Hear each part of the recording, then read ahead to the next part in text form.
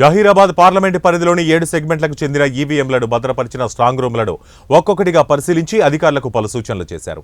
కేంద్రం వద్ద పోలీసు భద్రతను, సీసీ కెమెరాల పనితీరును, కంట్రోల్ రూమ్ రికార్డులను, పోలీసు సిబ్బంది విధుల నిర్వహణను, స్ట్రాంగ్ రూమ్, కంట్రోల్ రూమ్ రికార్డులను ఆమె పరిశీలించారు.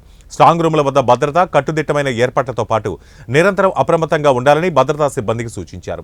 కౌంటింగ్ కేంద్రంలో బారికేడ్లు ఏర్పాట్లు పూర్తయ్యాయని, కౌంటింగ్ సిబ్బందికి, పోలింగ్ ఏజెంట్స్కి వేరువేరుగా మార్గాలు సిద్ధమయ్యాయని ఆర్&బి ఇంజనీరింగ్ అధికారులు జిల్లా కలెక్టర్కి తెలిపారు.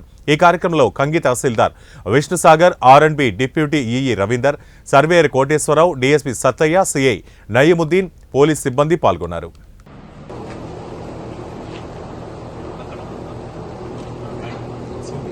రెండు టీంలు ఉన్నాయి. Final team